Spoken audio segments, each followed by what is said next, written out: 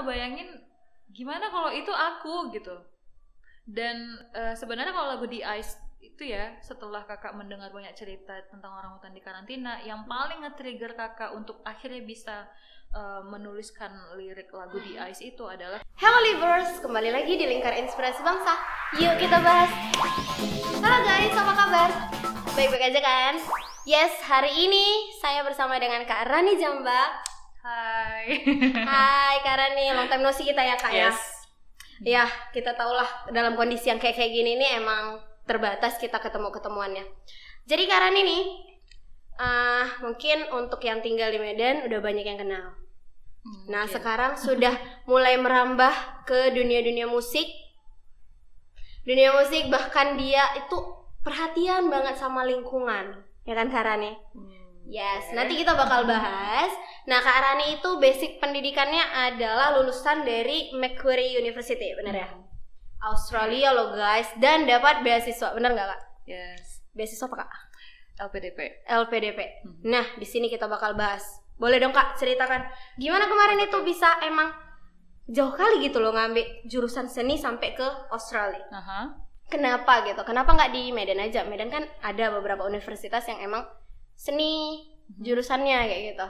Kenapa tertarik ke Australia? Sebenarnya kalau dari awal tuh pengennya ngambil ke ISI Jogja awalnya.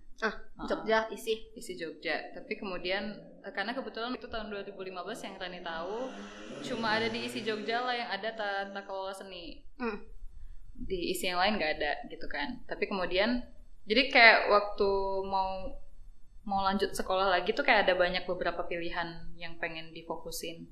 Apakah itu tata kelola seni, manajemen seni, ada pengen juga kajian budaya kayak gitu kan.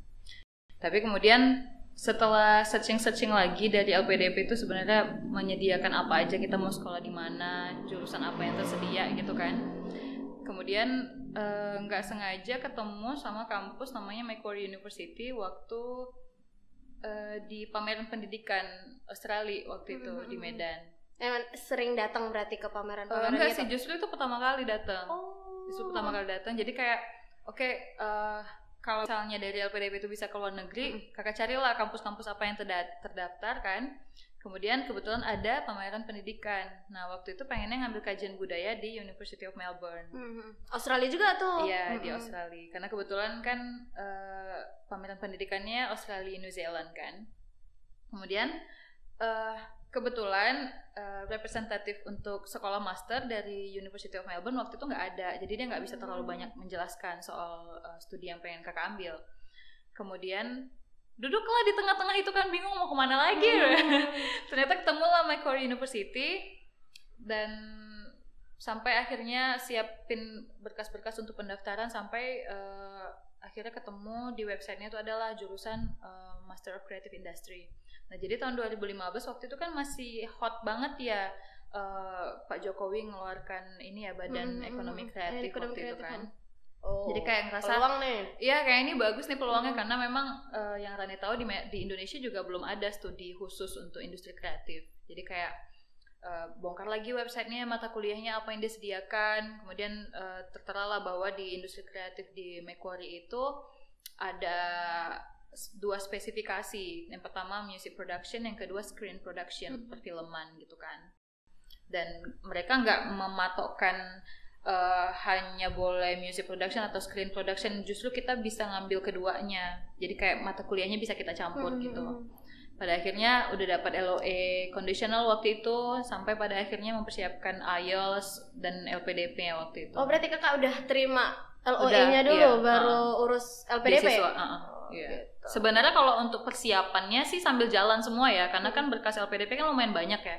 Jadi justru sebelum wisuda juga emang udah punya plan ya berarti?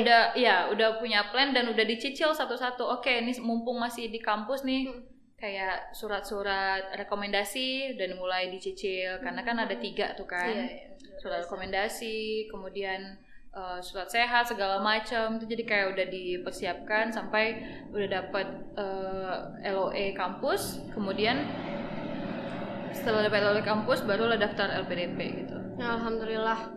Itu percobaan pertama itu LPDP? Iya. Alhamdulillah langsung dapat lolos. Nah udah sampai lah nih ke Australia kan. Ini Kak Rani tuh sempat pernah cerita di Australia itu kehidupannya yang seperti apa? Ya kayak gini loh, ternyata di luar negeri ngambilin barang-barang kakak yang sempat sepeda kemarin. Sepeda. Itu gimana kabar kondisinya sepeda? Wah, jadi itu kalau sepeda tuh unik ya. Itu karena kan dari kosan ke kampus itu kalau jalan kaki adalah sekitar setengah jam kan. Dan jalan loh ke kuliahannya jalan ya di sini. Iya, jadi sebenarnya kalau di sana ya jalan tuh biasa ya. Biasa gitu. Karena kan bus stopnya kan ada tempat-tempat tertentu gitu kan. Nah kebetulan bus stop itu ke rumah juga jaraknya lumayan jauh gitu kan. Jadi ya memang harus jalan kaki atau ya punya kendaraan pribadi gitu. Jadi ngerasa oke, karena kan juga kebetulan kampus kakak kan ada Macquarie Center, jadi kayak ada mallnya di dekat situ. Jadi kampus kakak tuh kayak lumayan komplit, ada stasiun keretanya sendiri, ada mallnya sendiri kan, Macquarie Center. Jadi kayak kalau belanja itu kayak udah langsung nyetok seminggu gitu kan. Nah jadi bayangin kalau kita jalan kaki bawa belanjaan segitu banyak gitu ya kan. Oke, kayak butuh nih sepeda nih, karena kalau mau punya motor kayak nggak mungkin kan, karena regulasinya lebih ketat lagi. Jadi pada akhirnya ketemulah sepeda second waktu itu. Jadi yang punya itu dia mau pulang ke Inggris, dan sepedanya itu kayak masih kondisi baru banget gitulah. Ya udah beli. Akhirnya ya itu. Jadi kalau misalnya udah lagi belanja tuh ya, di keranjang depan, belakang, kanan, kiri tuh penuh gitu ya kan. Gak dinaikin gak apa-apa, yang penting bisa didorong gitu. Gak terlalu banyak beban yang dibawa jadinya kan. Iya. Tapi kayak, di luar negeri naik sepedaan gitu keren gak sih Kak? Ya biasa aja sih sebenarnya. Biasa aja. Di sini naik sepedaan baru-baru ini aja ngehitsnya. Musiman. Kalau sana enggak. Sore-sore iya super rame lah kemarin itu efek-efek pandemi. Sampai sekarang juga sih. Iya. Cuma kan ngomongin sepeda kan Kak. Itu banyak pengguna jalan yang naik sepeda mulai suka-suka aja gitu loh. Ke tengah jalan itu udah mulai banyak beritanya kan, pesepeda malah ditabrak sama pengendara lain karena dia jalannya nggak sesuai jalur. Tapi yang menarik ya dari sepeda itu, kan sampai kakak selesai, bahkan kakak bawa pulang tuh ya ke Indonesia. Medan, kakak bawa pulang ke Medan karena menurut kakak itu adalah salah punya satu momen nih. Iya, saksi sejarah bagaimana proses kuliah kayak gitu ya kan. Yang dia nanti kalau misalnya kakak mau pergi jauh gitu ya kan. Oke, naik sepeda ke stasiun, habis itu nanti kalau udah capek, udah terlalu malam gitu ya kan, sepeda masih ditinggal di stasiun kayak gitu. Sampai kadang pernah kakak tinggalin tuh sekitar 3-4 hari gitu ya kan, kakak tinggalin. Atau bahkan ketika kakak pulang liburan ke Medan, kan kakak tinggalin aja tuh di depan rumah gitu ya kan, ya nggak ada masalah gitu, nggak ada hilang. Terus belum sampai 1 tahun kakak pulang, hilang dong di Medan. Gilir. Gitu. Wah itu nangis karena perjuangan ngebawa sepedanya itu, ya, itu kan udah luar biasa gitu loh. Jadi iya. Jadi kenapa kakak bawa? Karena waktu itu kan kalau pakai Garuda itu ada kayak layanan untuk ngebawa sport equipment itu gratis.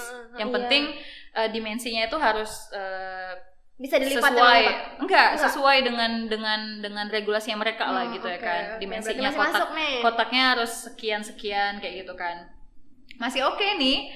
Kemudian yang lucu udah dikonfirmasi kan sama Garuda Indonesia yang di Australia. Saya mau bawa equipment ini. Oh ya nggak ada masalah.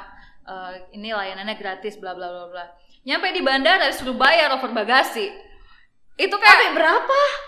Ya bayangin aja per kilonya itu sampai berapa.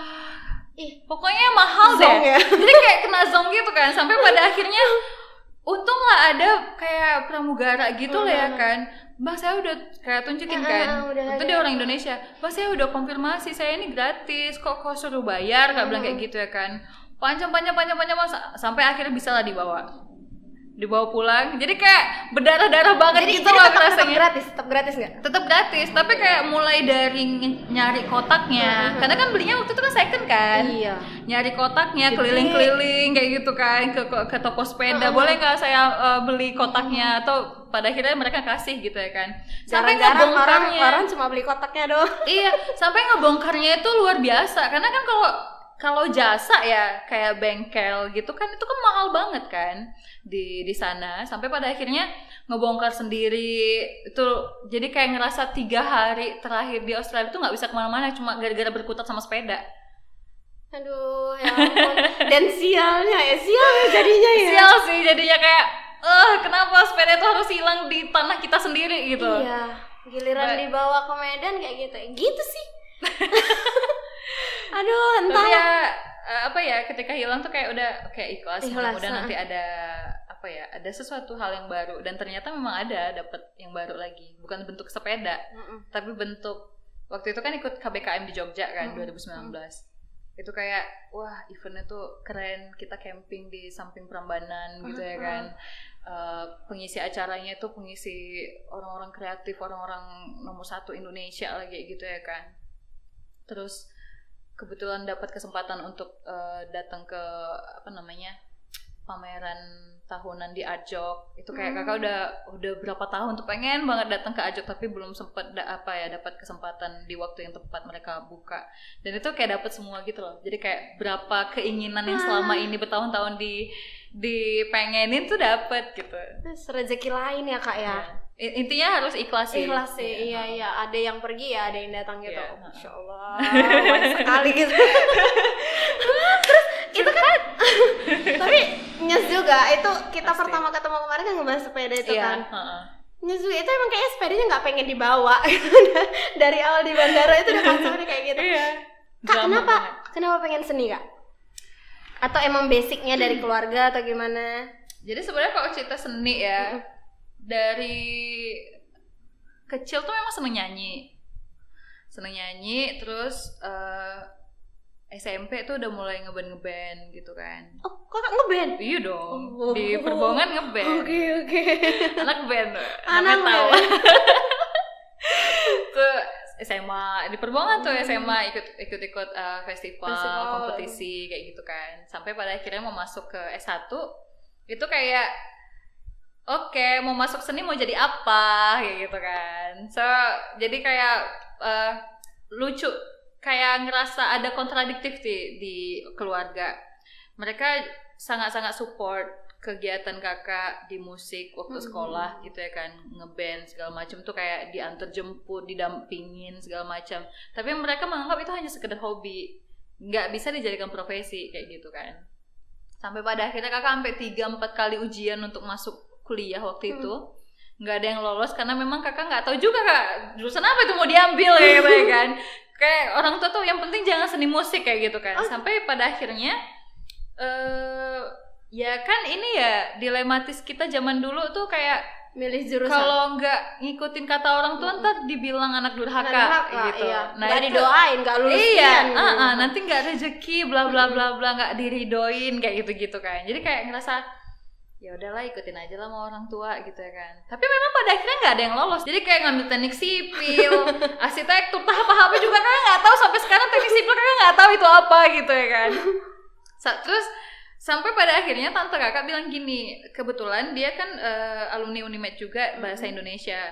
Nah tahun sebelumnya anaknya masuk ke seni tari. Terus dia bilang gini, karena tante kakak itu orang pendidikan, dia pengawas di SMP kan. Dia bilang kayak gini, kalian jangan salah, guru seni itu paling dibutuhkan sampai 5-10 tahun ke depan katanya gitu. Nah jadi karena ada jaminan pekerjaan itu, ya udahlah nggak apa-apa kalau mau ngambil seni kayak gitu kan. Berubah orang tua ya. Pada akhirnya dapat lah, tapi bagi kakak itu adalah suatu hal yang sebenarnya kakak pengen gitu. Karena kakak ngerasa sejujurnya sampai bahkan ketika kakak udah kuliah pun kayak sebenarnya keluarga kakak tuh kayak masih terima nggak terima loh ketika kakak masuk ke seni musik gitu. Kayak mereka agak berat untuk mengakui anakku tuh kuliah di sini kayak gitu. Waduh. Jadi tapi kalau kakak pribadi menganggap ini yang aku mau dan aku harus tanggung jawabin gitu. Dan kakak sama sekali nggak ada ngerasa beban sekolah itu. nggak ada beban sama sekali. Kakak justru kayak happy bisa aktivitas di luar, ngembangin musik lagi, kenal sama banyak musisi ketika kakak jadi LO untuk event-event internasional kayak gitu ya kan. Kayak jadi banyak belajar sampai pada akhirnya sebelum wisuda kakak sempat tour sama kawan-kawan ke Jogja, ke Bandung kayak gitu ya kan. Pulangnya buat konser tunggal lagi, kemudian prepare untuk sekolah. Jadi kayak kakak bertanggung jawab, nilainya juga nggak jeblok kok, bagus kayak gitu ya kan. Kakak tanggung jawabin. Dan sampai bahkan ketika mau lanjut sekolah lagi itu kayak lain lagi dilematisnya. Jadi orang tua kayak ngerasa kalau mau sekolah ya udah biar papa biayain sekolah di Medan kayak gitu. Tapi kakak ngerasa waktu itu kan adik kakak masih kuliah. Jadi kan ngerasa udah syukur banget nih bisa disekolahin S1. Jadi kalau mau S2 Tani cuma mau beasiswa. Tani nggak mau dibiayain lagi karena nggak mau lah ngerusak karena adik kakak butuh dana gitu ya kan. Sekolah S2 kan juga nggak murah kayak gitu kan. Nah, jadi sebenarnya itu tadi karena memang kakak senang seni, kakak tanggung jawabin pilihan kakak gitu ya kan. Ya sampai kakak memutuskan untuk sekolah lanjut lagi di seni itu memang ya cuma seni yang pengen kakak kerjain gitu loh. Memang benar-benar mau mendalami di situ lah berarti ya Kak. Memang kayak gimana ya? Passion, bisa dibilang passion gak sih? Iya, kayak passion ya pengennya mendalami seni karena kakak ngerasa waktu itu kan kakak udah sempet ngajar toh. Sebelum wisuda S1 kakak udah sempet ngajar seni budaya SD, dan kakak ngerasa ngajar SD itu sangat-sangat butuh energi yang ekstra. Jadi kayak ngerasa kayaknya aku belum siap untuk bisa menghabiskan waktu bertahun-tahun untuk jadi guru SD gitu. Karena bagi kakak guru SD itu apa ya? Ya luar biasa gitu loh perjuangannya untuk bisa anak-anak banget kan. Iya, ngajar anak SD. Karena waktu itu ngajar anak SD kelas 1 sampai kelas 6 tuh kakak ajar gitu kan. Jadi kayak ngerasa kayaknya aku nggak siap deh untuk menghadapi dunia profesional kalau ilmu aku cuma segini dan aku harus terkungkung di SD kayak gini doang kayak gitu. Kayaknya aku harus expand lagi ilmu aku. Mungkin ada kemungkinan yang lain aku bisa memilih bidang pekerjaan yang seperti apa gitu.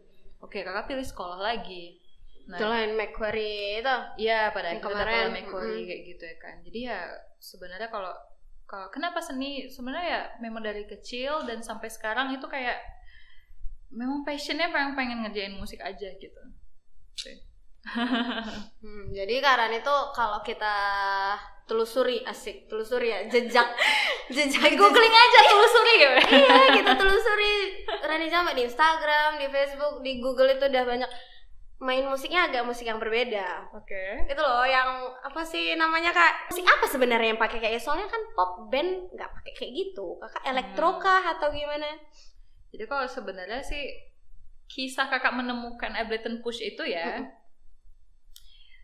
Jadi kan sebelumnya kakak terbiasa format band ya, main musik bareng-bareng sama kawan-kawan gitu. Kemudian masuk di sekolah di Australia itu kayak solo. Produksi musik sendiri kayak gitu kan. Sampai sekitar 3 bulan sebelum kakak balik ke Indonesia, kakak mempersiapkan diri nge-branding untuk tampil secara solo tuh seperti apa, formatnya seperti apa. Waktu itu kakak sempat eksplorasi main ukulele kayak gitu-gitu kan. Tapi kakak ngerasa kayaknya aku belum siap nih ukulele karena butuh skill karena waktu itu kakak cuma sekitar nggak sampai 1 tahun kakak latihan ukulele waktu itu. Beda ya Kak sama gitar? Beda kan? Senarnya cuma 4 ya kan kalau ukulele. Jadi kayak ngerasa kalau cuma untuk jamming di rumah tapi kalau untuk perform kayaknya enggak deh gitu ya. Terus sampai pada akhirnya waktu itu kakak lagi sering ini ya waktu zamannya Dua Lipa waktu itu. Clean Bandit kayak gitu kan. Jadi kayak seru ya eksplorasi musik elektronik kayak gitu kan. Dan kemudian waktu di kampus kan juga produksi musiknya tuh adalah kayak belajar mengenai sampling, gimana menggunakan instrumen yang ada di plugins di software dan lain-lain gitu kan. Jadi kayak ngerasa kayaknya aku sendiri mau produksi dan gimana caranya supaya aku bisa perform karena kalau misalnya kakak nge-hire pemain kan uangnya belum ada tuh. Gimana kakak mau ngegaji sedangkan kakak sendiri belum tahu dibayar atau enggak ketika balik main ke Medan gitu kan. Pada akhirnya cari, oh ada ternyata Launchpad yang bisa banyak instrumen tuh keluar dari satu alat itu doang. Cari. Kebetulan waktu itu kakak ada ikut workshop musik elektronik untuk cewek waktu di Australia. Jadi sempatlah hari pertama tuh kita kayak dikenalin alatnya apa aja, gimana cara produksinya gitu kan. Terus kakak kayak penasaran, ada ya ini ternyata ada yang lebih gede lagi dari Launchpad gitu ya kan. Terus ada layarnya, ada knop-knopnya juga untuk buat musik langsung di situ bisa kayak gitu. Sampai kakak foto, kakak tulis namanya apa gitu. Sampai rumah kakak searching lagi kan. Pada akhirnya kakak cari-carilah jualnya di mana, nemu, dan ya udah kakak eksplorasi pakai itu. Dan kemudian kakak menemukan sesuatu ketika kakak memproduksi musik elektronik itu kan. Jadi kemudian lagu kakak yang pertama kan itu kan justru cerita tentang polusi plastik itu ya, yang judulnya Nature. Dan itu sebenarnya kakak produksi kakak produksi itu di tahun 2018 awal, bulan-bulan Februari, setelah kakak main ke Melbourne waktu itu. Jadi waktu kakak main ke Melbourne, kakak banyak ngunjungin museum, galeri kayak gitu kan. Sampai adalah di Museum of Melbourne itu adalah cerita tentang suku Gujimara namanya.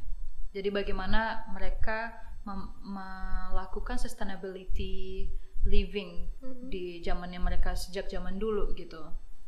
Jadi kalau misalnya mereka mau makan telur misalnya hari ini, mereka akan masuk ke dalam hutan cari sarang burung, ada telurnya, tapi mereka nggak langsung ambil, masuk lagi cari lagi ada sarang burung, ada telurnya, baru mereka ambil. Dan itu nggak semua, sekeperluan mereka saja untuk makan hari itu gitu. Itulah tanggung jawab mereka untuk tetap menjaga ekosistem, kestabilan ekosistem itu tadi. Terus kakak kayak ngerasa, ternyata orang yang zaman dulu yang sistem informasinya nggak sepesat kita, udah berpikir sampai ke situ gitu loh. Terus kakak kayak ngerasa, aku kok nggak kepikiran ke situ ya. Bahkan jadi waktu di Australia kakak ngerasa kota ini cantik banget karena nggak ada sampah yang berserakan. Ketika kakak compare alam di Indonesia tuh sebenarnya ya juga luar biasa gitu loh. Sebenarnya kita nggak bisa ngebandingin karena masing-masing punya keunikan. Tapi kenapa kok jadinya terkesan jelek? Karena apa? Karena sampah gitu loh. Karena sampah yang berserakan. Sampai pada akhirnya karena kesadaran sustainability living itu, kemudian kakak lihat perbandingan ketika kota itu bersih dengan ketika kota itu kotor. Dan waktu itu kan lagi banyak banget ya case-case hewan laut yang mati. Terus ketika dibedah isinya plastik sampai berapa kilo kayak gitu ya kan. Tapi pada akhirnya kayaknya aku harus berbuat sesuatu untuk alam kayak gitu. Nah pada akhirnya itulah kakak produksi lagu Nature. Itu sebenarnya itu juga bagian dari tugas akhir kakak kuliah Nature. Dan sampai sekarang kakak masih produksi untuk kakak project kakak pribadi ya. Itu kakak masih pengen concern terhadap menyuarakan perlindungan lingkungan gitu. Konsepnya istilahnya ya cinta alam, cinta lingkungan gitu. Terus kalau misalnya itu kan itu udah pakai Launchpad tadi? Waktu produksi itu yang belum. Pertama belum karena kan kakak produksi itu bulan Februari. Sedangkan kakak beli Launchpad itu sekitar 2 bulan sebelum pulang. Kakak pulang bulan Juli, sekitar bulan Mei mungkin. Orang awam mikirnya kan itu untuk nge-DJ gak sih? Ya kakak selalu dibilang kalau misalnya Kak Rani nge-DJ ya gitu, DJ. Pertama kali lihat profilnya, waduh Kak Rani nge-DJ. Enggak sih, enggak DJ sebenarnya. Padahal bukan ya, cuma dia bisa instrumennya itu di dalam tuh banyak. Iya, tapi kan sebenarnya ya DJ ya musik elektronik, memang kakak memproduksi musik elektronik, tapi kakak juga banyak ngembangin kayak kakak juga suka concern terhadap musik-musik tradisi. Jadi kayak gimana kakak mengcombine musik elektronik dengan musik tradisi, bagaimana kakak mengcombine-nya. Dan sekarang juga kakak lagi seneng nih nge-produce ulang soundscape kayak gitu kan. Jadi kayak apa ya, menurut kakak juga seni itu bagi kakak, musik itu bagi kakak kayak eksplorasi diri tanpa henti gitu loh. Jadi kayak gak hanya dari skill bagaimana memproduksi, tapi bagaimana menemukan ide ide ataupun mengembangkan ide-ide suara menjadi satu komposisi yang baru kayak gitu kan. Tapi memang itu tadi kakak masih ingin terus menyuarakan tentang alam. Kakak juga tetap concern terhadap musik tradisi, pengembangan musik elektronik, kontemporer dan lain-lain. Jadi kayak oke, aku bukan DJ gitu. Ditekankan ya. Bukan DJ. Aku dari DJ. Tapi kalau dilihat memang YouTube Kak Rani tuh ada pernah bawain lagu dari Medan juga. Apa ya kemarin? Pisah Surit atau apa ya? Ya. Pisah Surit kan ya? Pisah Surit ada. Jadi kakak buat project namanya Hybrid of Sumatra gitu. Jadi itu. Kakak ngaransemen ulang lagu-lagu tradisional yang dari Sumatera ya dengan kemasan elektronik kayak gitu. Jadi sejauh ini udah ada beberapa sih, kayak Pisau Surit ada, Pak Tipung. Iya, itu. Terus yang kemarin bulan Mei kakak rilis Serma Dengan dari Simalungun. Terus ada Hybrid of Serampang 12. Terus ada Minang juga ada, Kampung Nanjau di Mata udah ada tapi belum kakak publish. Asik. Itu next project ya Kak. Jadi kayak tetap ongoing gitu sih projectnya. Jadi memang iya sih, pertama ngeliat Kak Rani unik nih. Dia nggak yang umum gitu, genre musiknya tuh nggak yang umum, elektro mungkin di Indonesia malah belakangan ini agak rame. Weird Genius kayak gitu. Kemarin sempat ada yang ajang untuk musik elektro. Siapa ya? Si Rini Idol sama suaminya itu. Jevin itu juga mulai nunjukin musik-musik elektro kan. Tapi kalau di luar negeri udah tahu kayak tadi kakak bilang kan Dua Lipa. Itu udah banyak. Di Indonesia, di Medan nanti salah satunya musisi terkenal adalah Kak Rani Zamba. Gimana sih Kak? Kak Rani Zamba punya logo baru ya? Logo baru. RJ. Gimana? Zamba. RJ. Rani Zamba. Jadi karena belakangan ini aku lihat di Instagram tuh kakak lagi kampanye apa gitu, tapi judulnya Pongo ya. Itu tentang apa Kak? Jadi sebenarnya itu masih kampanye melalui musik sebenarnya. Jadi kakak rilis lagu baru judulnya The Ice. Itu cerita tentang kekejaman yang terjadi pada hewan. Nah, kebetulan kakak untuk project musik ini lagi berkolaborasi dengan Orangutan Heaven. Nah, setelah komunikasi panjang ya dengan Orangutan Heaven, dengan dokter hewan yang ada di karantina dan lain-lain, tuh kakak kayak ngerasa cerita orang hutan itu sangat penting untuk bisa disampaikan, karena nggak banyak orang yang tahu sebenarnya apa yang terjadi sama orang hutan kita gitu. Orang hutan kita yang kritis, hutan kita juga kritis gitu. Jadi setelah kakak ngobrol dengan teman-teman, pada akhirnya kita sepakat untuk buat semacam produk alternatif lah kakak menyebutnya ya. Kita buatlah cerita bersambung berupa audio yang judulnya Pongo. Jadi Pongo abeli itu adalah jenis orangutan yang ada di Tapanuli. Bahasa Latinnya itu ya? Pongo. Iya, Pongo abeli. Jadi itu kayak kalau nggak salah kakak ingat ya, itu orangutan Tapanuli kan juga baru ditemukan ya spesiesnya. Jadi gitu. Dan orangutan adalah hewan endemik kita loh di Sumatera, cuma ada di Sumatera sama di Borneo gitu kan. Orangutan Sumatera ya kenalnya. Jadi bersama dengan Ica dan Leni, jadi Ica itu nuliskan ceritanya. Jadi apa yang udah kakak dapatkan dari dokter hewan, dari Orangutan Heaven, kemudian kakak cerita sampaikan ke Ica, kemudian kita olah menjadi sebuah cerita pendek gitu ya kan. Pada akhirnya kita putuskan untuk kita buat jadi 6 episode Kak. 6 episode, dan kemudian Leni yang ngegambarkan desain orangutan itu nih, sampul. Jadi ya itu sih intinya, Pongo itu kita pengen menceritakan apa yang sebenarnya terjadi dengan orangutan kita, apa yang terjadi dengan hutan kita gitu. Kayak gitu sih. Jangan ada pembunuhan orangutan gitu kan Kak ya. Karena sampai sekarang juga masih banyak ya jual beli hewan liar itu masih tetap ada. Makanya orangutan terpisah dengan induknya atau dengan anaknya itu masih sering terjadi karena bisa jadi konflik dengan warga karena habitatnya sudah makin sempit kemudian datang ke rumah warga untuk cari makanan misalnya kayak gitu kan, atau ya memang disengaja untuk jual beli kayak gitu. Jadi apa sih bedanya orangutan sama monyet? Kalau yang kakak tahu ya sama monyet. Ya beda ya, dari tubuh juga beda ya, dan memang orangutan itu yang makanya kalau setelah kakak ngobrol-ngobrol tuh kan jadi kakak banyak tahu bahwa orangutan itu kita nggak bisa nyebutin 1 ekor 2 ekor gitu, nggak bisa gitu. Kita nyebutin orangutan tuh individu. Karena apa? Karena kedekatan DNA kita gitu. Berarti kita lebih mirip orangutan tuh. Jangan suka bilangin temennya monyet. Jangan bukan sama monyet lah. Kita tuh lebih dekatnya sama orangutan. Punya kedekatan DNA ya 97% kayak gitu. Jadi itu tadi karena kedekatan itu tadi. Tapi menurut kakak bukan karena kedekatan ya, tapi semua hewan bagi kakak itu punya yang namanya trauma mental tuh tetap ada gitu loh. Bahkan kayak kucing aja kan kadang kita bisa lihat dia nangis misalnya kayak gitu kan, atau misalnya kita udah lama nggak pulang terus ketika kita pulang dia tuh kayak nunjukin kalau dia senang atau dia rindu kayak gitu kan. Artinya kan sebenarnya kita tuh bisa tuh berkomunikasi dengan hewan gitu. Jadi bisa ngebayangin nggak kalau misalnya contohnya yang orangutan Hope itu yang ratusan peluru yang ada dalam tubuhnya, kakak ngebayangin gimana kalau itu aku gitu. Dan sebenarnya kalau lagu The Ice itu ya, setelah kakak mendengar banyak cerita tentang orangutan di karantina, yang paling nge-trigger kakak untuk akhirnya bisa menuliskan lirik lagu The Ice itu adalah kejadian gajah yang mati di Kerala.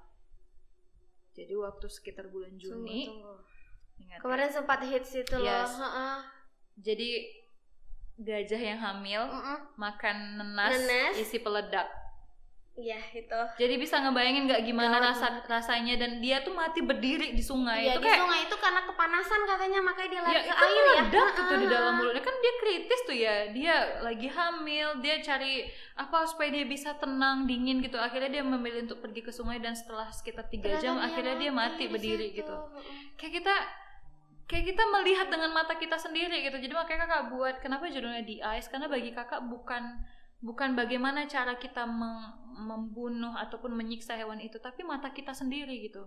Baik mata yang melakukan itu secara langsung ataupun mata kita yang nyaksiin doang gitu ya, istilahnya tanpa berbuat sesuatu kayak gitu. Jadi kakak merasa mata tuh sebenarnya lebih kejam gitu, karena kita mampu membiarkan mata kita tuh menyaksikan kekejaman itu gitu. Jadi kayak itu asli, kakak ngelihat video gajah yang mati itu sampai 1 jam juga kakak nangis tuh, kayak ngebayangin kok bisa manusia membiarkan itu coba gitu. Motifnya gitu ya kakak, naruhin Bob di nanas. Ya di beberapa bagian kan merasa hewan-hewan liar itu kan sebagai hama ya. Oh gitu ya. Sebenarnya kompleks jadinya. Kenapa dianggap hama? Karena ya memang habitat asli mereka tuh sudah nggak ada lagi. Tuh mereka mau cari makan di mana? Gitu. Ya tangan manusia juga ya kan kak ya. Yang sebenarnya gitu. Perusaknya semua kita gitu, manusia. Jadi di sini Kak Rani concern di ya lingkungannya, kayak mana caranya nih kita semuanya menjaga. Memang kita nggak bisa loh, kayak hutan itu pun kan kita nebang, kita nggak bisa sembarangan main asal numbuhin pohonnya lagi kan kak, karena kan itu butuh waktu panjang. Butuh waktu yang panjang ya, main nebang mah gampang. Karena kakak sampai pada kesimpulan bahwa selama proses ini ya, jadi kakak makanya selalu menganggap perjalanan musikal ini adalah perjalanan menemukan jati diri dan perjalanan kakak bisa menemukan makna kehidupan gitu. Karena kakak udah sampai pada tahap bahwa kita tuh manusia yang paling banyak belajar pada alam. Kita justru belajar banyak pada alam gitu. Kita membutuhkan alam. Kita membutuhkan hewan-hewan. Karena kayak misalnya orangutan sendiri kan itu dia julukannya kan petani hutan gitu ya. Buah yang dia makan, bijinya disemai, kemudian menumbuhkan pohon yang baru kayak gitu. Pohonnya untuk apa? Kan toh untuk kita bernafas, oksigen, produksi oksigen. Atau misalnya gajah yang kita tahu adalah hewan yang paling penyayang, simbol cinta misalnya kayak gitu ya. Ya kakak percaya bahwa orang zaman dulu itu belajar tentang bagaimana memberikan kasih sayang itu lewat hewan gitu, lewat gajah lah salah satu contohnya misalnya kayak gitu kan. Bagaimana gajah itu komunal dengan keluarganya, melindungi yang kecil-kecil kayak gitu ya kan. kakak rasa manusia juga belajar dari hewan tentang itu zaman dulunya gitu. Dan pada akhirnya ketika kita menyadari bahwa sebenarnya kita lah perusak alam ini, dan ternyata alam ini nggak ada manusia juga nggak apa-apa gitu loh. Makanya kan selalu bilang ya kita harus tahu diri gitu loh, kita yang butuh mereka gitu. Jadi kayak oke. Jadi ya sebenarnya lagu ini bukan untuk menggurui siapapun, enggak. Itu kakak buat untuk pertama kali untuk menampar diri sendiri. Kenapa nggak pernah berpikir sedalam itu? Kenapa selama ini nggak kepikiran ke situ gitu? Jadi ketika kakak menemukan, kemudian kakak tuangkan menjadi sebuah karya musik. Ya mudah-mudahan dalam proses itu kakak bisa belajar dan orang yang mendengarkan juga belajar. Mungkin kawan-kawan yang di sini yang kita mengadakan podcast hari ini juga jadinya mudah-mudahan ada hal yang bisa kita pelajari bersama gitu. Jadi kak, apa kesibukan nih selain main musik?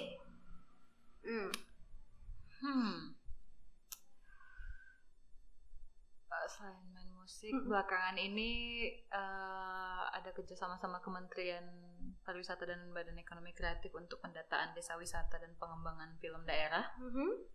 Untuk di Sumut ya? Ya, di seputaran sejauh ini masih daerah prioritas di Toba, sekitaran Danau Toba. Kemudian baru aja selesai syuting untuk cerita tentang heritage. Jadi kakak sama Evi tuh berbicara tentang sirih. Sebenarnya sirih? Daun sirih? Ya. Itu apa? Itu bagian dari heritage kita kan.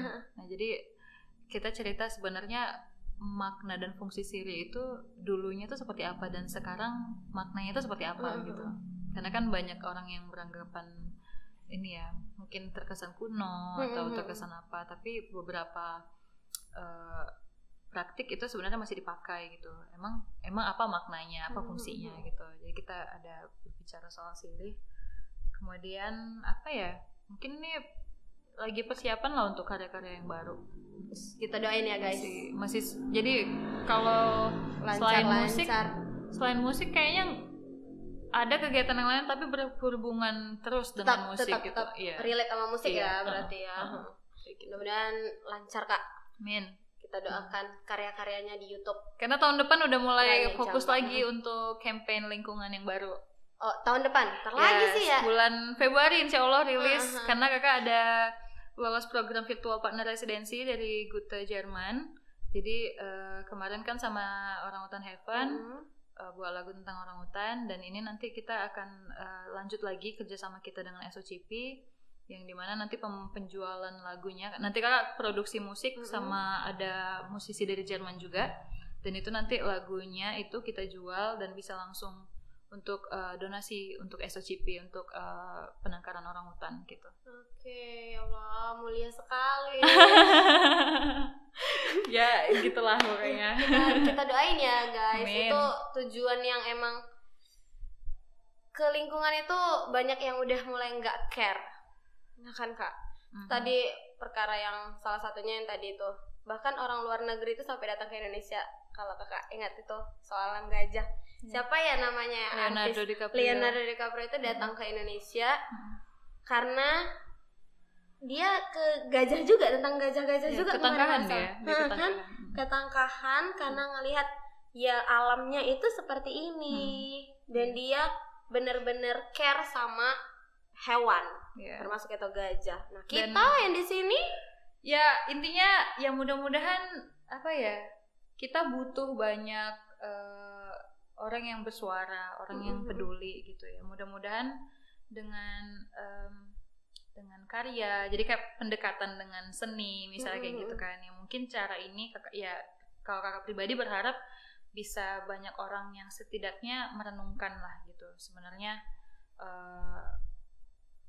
sepenting apa kita harus peduli kayak gitu ya kan. Message-nya sampai lah gitu ya. Ya cita-citanya harapannya message itu sampai dan kita bisa bergerak sama-sama. At least bagi kakak sekecil apapun yang kita lakukan itu pasti akan berdampak gitu.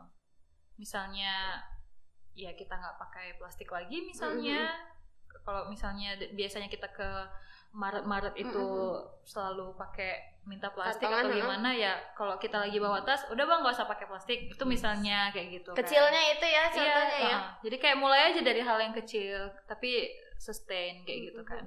So, mungkin sekarang lagi hits Kak apa tuh? Sedotan ya kan, mengurangi penggunaan sedotan. Kakak tuh bawa tuh sedotan stainless kemana-mana. Itu terus ya itulah karena beberapa tempat makan ya udah nggak menyediakan lagi straw-nya, pipetnya gitu kan ya, emang bawa sendiri atau ya udah minum langsung tenggak aja gitu. Iya, memang harus berani sih kita untuk namanya buat perubahan harus berani gitu. Target ke depan apa nih? Target dalam waktu dekat mungkin apa gitu? Yang paling dekat lah ya pasti untuk rilisan campaign terbaru bulan Februari, rilis dengan lagu dengan Lira Pramuk ya kan. Terus menyusul setelah itu kakak mau rilis karya terbaru juga. Jadi dalam hari Minggu ini kakak berangkat ke Padang untuk project yang lain juga. Jadi nanti kencang terus. Jadi nanti ada apa ya? Menurut kakak ini project yang di Padang ini adalah panggilan leluhur lah kalau istilahnya dibilangnya. Pulang kampung dong. Iya, pulang kampung. Ya walaupun kakak lahir di Medan ya, tapi kan ya kakak ngerasa apa ya, leluhur kakak dari Sumatera Barat, Minangkabau gitu kan. Jadi kakak pengen bercerita tentang wilayah kebudayaan Minangkabau dengan musik kayak gitu. Jadi ya doain lah mudah-mudahan perjalanannya lancar, karyanya bisa baik gitu kan. Kita doain. Ya gitu sih target paling kemarin dekat. Sumut udah Sounds of Medan kemarin ya Sounds of Medan, ini bakal ada yang Harmoni Sumatera Utara juga ada kemarin kan, yang 17 Agustus rilis. Medan Sumut udah diambil sama Karani, ini mau ke Padang, nanti kita tunggu selanjutnya gimana. Sumatera dulu ya kan, tak ke Aceh atau kemana gitu. Yang nyusul tahun yang nanti campaign sama Lira Pramuk kan itu kita untuk media Eropa juga kan. Karena kan kita kolaborasi 2 negara itu, Indonesia dan Jerman. Kayaknya enak nih jadi Karani, atau mungkin boleh asisten biar dibawa. Nah itu yang statement yang kakak terkadang agak sensitif menurut kakak. Asik. Enak ya jadi Karani, enak ya duduk-duduk aja dapat begini-begini. No way. Mereka nggak tahu proses kakak gimana di belakang. Jadi kayak yang paling kakak sadari tuh ya statement yang waktu pertama kali nyampe Australia.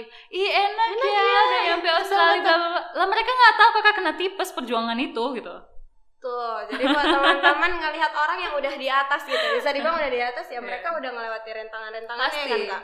Pasti semuanya itu ada pengorbanan, ada apa ya, proses gitu loh. Jadi ya jangan kita lihat ketika dia udah di atas tuh dia enak. Nggak semuanya kayak gitu. Kecuali kalau misalnya kakak mungkin anak apa ya, mungkin anak orang kaya, anak yang saudaranya Rafathar, nggak tahu lah ya, yang fasilitasnya bisa gampang, koneksinya bisa gampang gitu kan. Ini kan kakak enggak gitu kan, cuma anak pedagang nasi goreng. Asal lo tahu, alat musik punya Karani itu mahal. Enggak.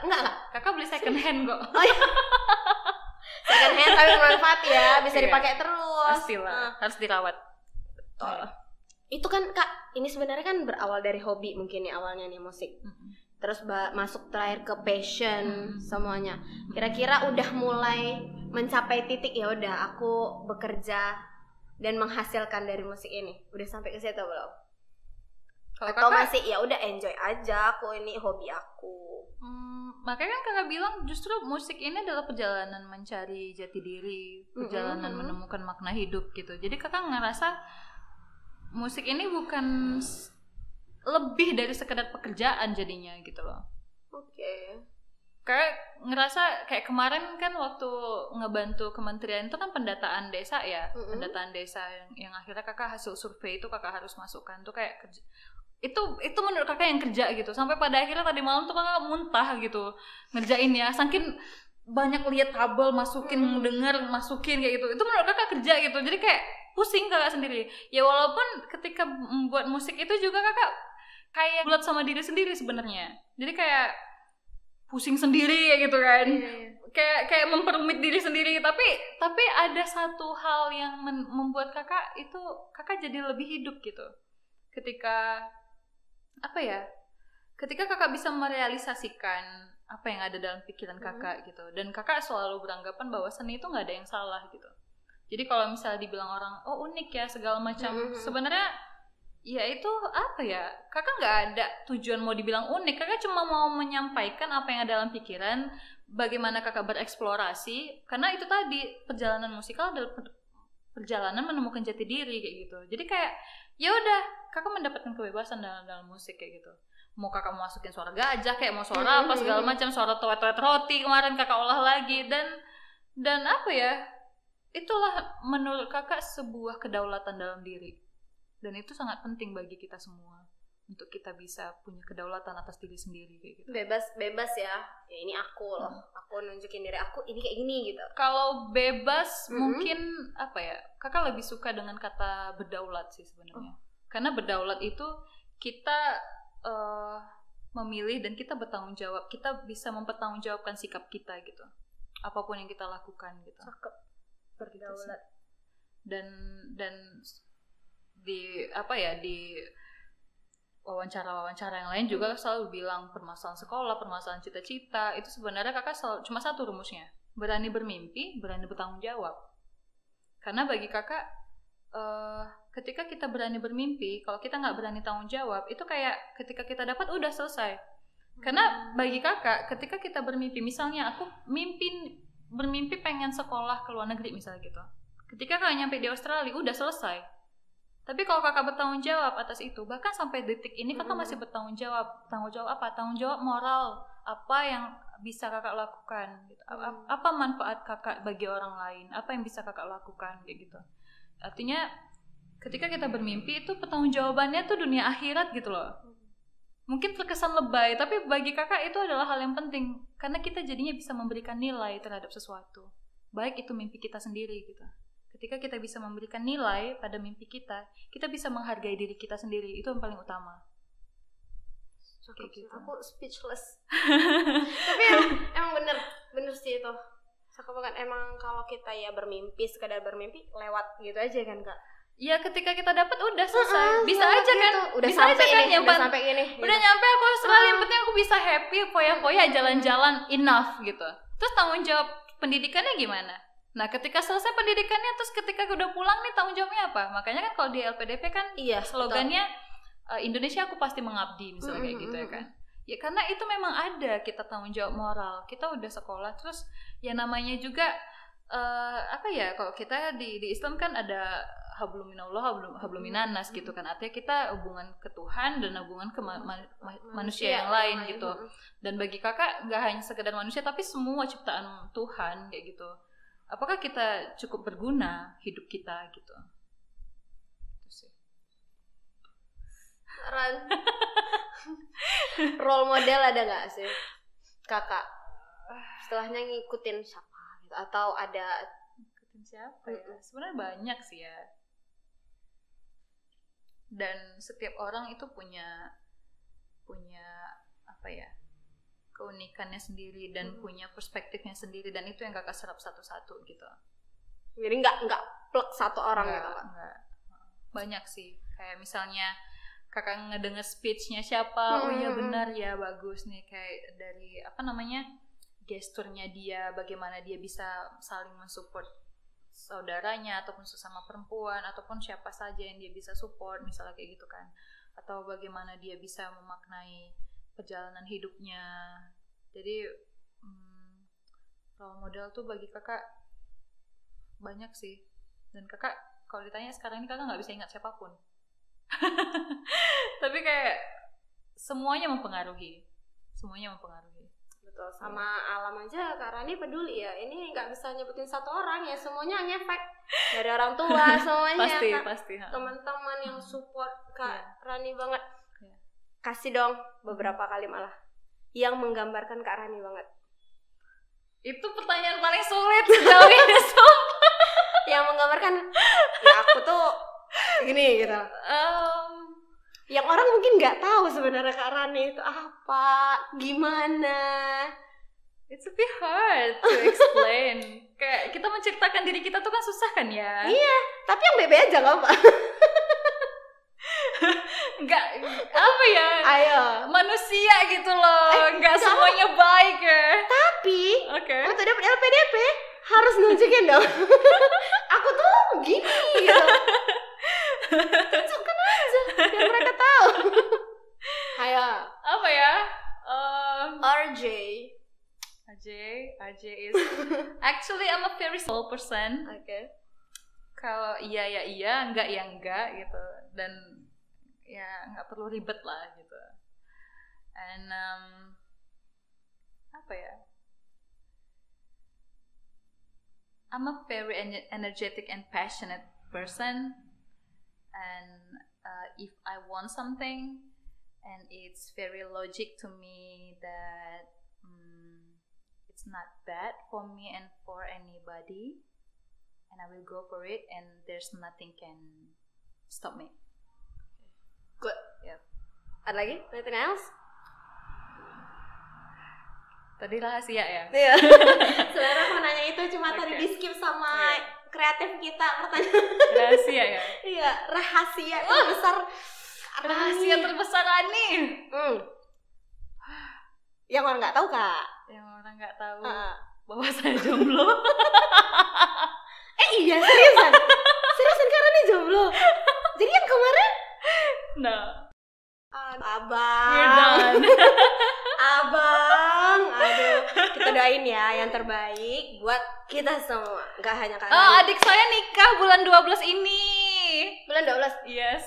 Tanggal? Bulan depan, tanggal 13. Nanti datang ya. Oh, tanggal 13. Kenapa gak 12? I don't know. Tanggal cantik kan 12. I don't know. Tanggal 12 hari apa sih? Iya, biasanya pesta kan karena Sabtu ngambil Minggu, hari Minggu sih. I don't iya. know. Kalau Sabtu 12 Kak. Pokoknya nanti datang. Kita doain. Mudah-mudahan cepat. Amin ya Allah. Amin. Ya lagi nyari nih memang. Iya. Iya. Iya guys, lagi nyari. Tapi jangan salah. Apa? Kriteria? Kriterianya simpel aja. Simpel. Yang simpel? Iya, yang sesimpel dia bisa memahami kakak dengan musik kakak. Aduh. Iya. Cuma itu aja syaratnya. Silahkan langsung hubungi atau melalui saya. Kok jadi promo sih? Enggak. Minum ya Kak. Minum dulu ya. Ini unik banget sih gelasnya. Oh, lingkar inspirasi bangsa. Yes, ini lagu kita podcast. Oh, unik ya, baru lihat ada lambang podcastnya. Oke, cetak di mana? Kita nggak mau kalah sama RJ. RJ belum ada soalnya produk kayak gini. Serius mau pesan. Oke. Ada warnanya nggak? Bening nggak? Oke. Banyak ya kayaknya 2 episode nih. Gak apa-apa. Udah. Episode juga nggak apa-apa kalau betah. Itu rahasia udah ditanya loh kreatif, udah di skip juga tadi. Oke guys, sekarang nih makasih banyak udah hadir. Terima kasih banyak. Makasih buat teman-teman. Ya, ambil yang bagian baiknya. Dan jangan percaya sama Rani Jamba. Jangan percaya begitu saja. Percaya, kita dukung semuanya, kegiatan positif banget semuanya. Amin. Alamnya ke bentuk hewan-hewan di lingkungan kita tuh. Jangan cuma sayang kucing aja, ya kan? Jujur Kak, pasti ada itu orang Kakak, yang dia demen banget sama kucing, kucing dia baik banget. Sama yang lain nggak? Sama lain nggak? Ataupun gak usah sama yang lain. Sama kucing kampung dia nggak suka, tapi giliran kucing Persia dia bisa segila itu gitu loh. Jangan dong, kalau bisa kita sama ratakan ya, equals gitu. Tapi Kakak kemarin ini loh ngerasa speechless juga, tiba-tiba ada yang nge-DM Kakak kan bilang, Kak Rani boleh kasih tahu info nggak di mana pengaduan untuk penyiksaan hewan? Soalnya aku punya tetangga punya monyet, tapi monyetnya tuh disiksa tiap hari, kata kayak gitu. Disiksanya kayak mana? Apakah ya dijadikan mungkin dipukul atau di mana, nggak ngerti Kakak melatih juga kali nggak dia? I don't know, tapi Kakak pribadi ya, ketika orang berani bersuara, istilahnya punya kepedulian tuh ya. Karena ini di mana kita bisa ngadu kalau misalnya ada orang yang semena-mena terhadap hewan atau gimana penyiksaan misalnya kayak gitu kan. Itu menurut Kakak pribadi tuh kayak wah, kayaknya udah mulai banyak orang yang peduli gitu. Jadi kayak ayo dong kita sama-sama gitu. at least karena tujuan kakak yang paling utama ya dalam lagu The Eyes itu sendiri sebenarnya untuk kita bisa menjaga empati, karena tuh empati itu sangat penting untuk bisa kita jaga gitu. Sebenarnya ini beratnya gimana? Empati sama manusia aja kadang sih. Kurang, dan Kak. ketika kita terbiasa melihat kekejaman baik itu di hewan, ya otomatis kita jadi terbiasa ketika kita egois kita nggak dapet, kita bisa aja menjatuhkan orang ataupun jadinya kejam terhadap sesama manusia gitu. Ya itu tadi lah. Oke, banyak sebenarnya mau kita bahas guys. Kita bakal ketemu lagi mungkin next time ya Kak Rani. Yes. Makasih udah datang untuk hari So ini. happy, thank you so much for having me. Oke guys, terima kasih for today. Sampai jumpa.